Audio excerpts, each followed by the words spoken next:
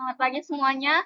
Perkenalkan, nama saya Shalom Junita Mirakaho dengan NIM 242381, kelas A Prodi Pengelolaan Hutan, dan teman saya. Dan nama saya Titus Nae dengan NIM 2423812083 Prodi Pengelolaan Hutan. Di sini kami akan menjelaskan mengenai konflik penggunaan lahan. Yang pertama adalah definisi. Konflik penggunaan lahan terjadi ketika berbagai pihak memiliki kepentingan berbeda atas pemanfaatan lahan.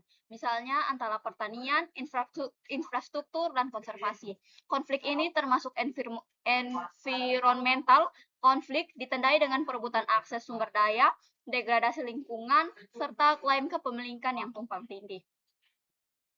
Selanjutnya adalah sumber konflik. Ada beberapa sumber dari konflik. Yang pertama adalah faktor struktural, yaitu pertumbuhan populasi, ketimpangan ekonomi, fragmentasi etnis, serta tumpang tindih hak lahan. Lalu yang kedua adalah faktor langsung, yaitu kenaikan harga tanah, alih fungsi hutan menjadi perkebunan atau infrastruktur, serta lemahnya mekanisme pengelolaan konflik. Selanjutnya adalah konflik antar konservasi dan pembangunan infrastruktur. Pembangunan infrastruktur berupa jalan, bendungan, ibu kota baru, dan lain sebagainya sering mengorbankan kawasan konservasi dan menyebabkan fragmentasi habitat.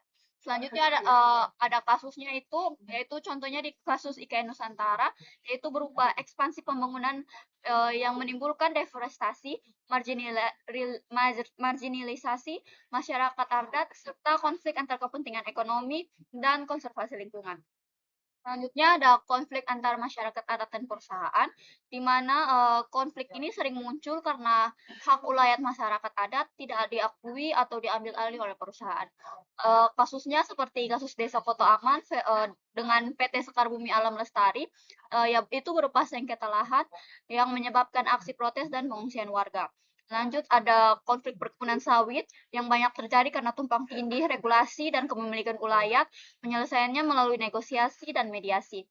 Selanjutnya ada di kasus di Luwu Timur, yaitu masyarakat adat atau Karunsie berkonflik dengan PT Vale tentang lahan adat yang dijadikan untuk lapangan golf. Baik, ya, yang berikut peran masyarakat adat dalam pengolahan lahan dan pengaruh globalisasi terhadap konflik penggunaan lahan. Masyarakat adat di Sumatera Barat melestarikan tanah ulayat dengan fungsi sosial, ekonomi, politik, dan religius. Di Taman Nasional Bali Barat, masyarakat adat menggunakan kearifan lokal sebagai aturan adat untuk konservasi serta menjaga hubungan harmonis dengan ekosistem. Peran kelembagaan adat sangat penting untuk memastikan pengolahan lahan berbasis keberlanjutan. Globalisasi mendorong liberalisasi agraria, mempermudah konsesi tanah untuk perubahan besar. Hal ini mengakibatkan konsentrasi kepemilikan tanah, marginalisasi masyarakat adat, serta konflik kepenjaman. Globalisasi juga mempercepat perubahan tata guna lahan melalui investasi asing di sektor perkebunan, pertambangan, dan infrastruktur. Yang berikut konflik antara pariwisata dan konservasi. Pembangunan pariwisata di kawasan konservasi sering menimbulkan konflik kepentingan.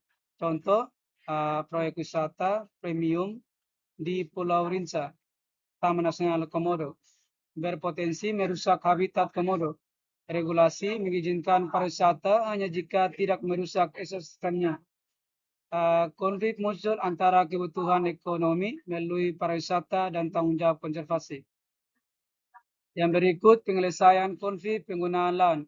Strategi penyelesaian kemitraan konservasi, mediasi, konsilisasi, hingga kebijakan kolaboratif. Di kawasan konservasi, kemitraan konservasi diterapkan untuk mengembangkan hak masyarakat dan kelestarian kawasan. Studi di Taman Nasional Gunung Rinjani menunjukkan konflik perambahan dan pengembangan diselesaikan melalui mediasi dan observasi partisipatif. Baik, terima kasih presentasi yang kami sudah sampaikan. Sekian dan terima kasih.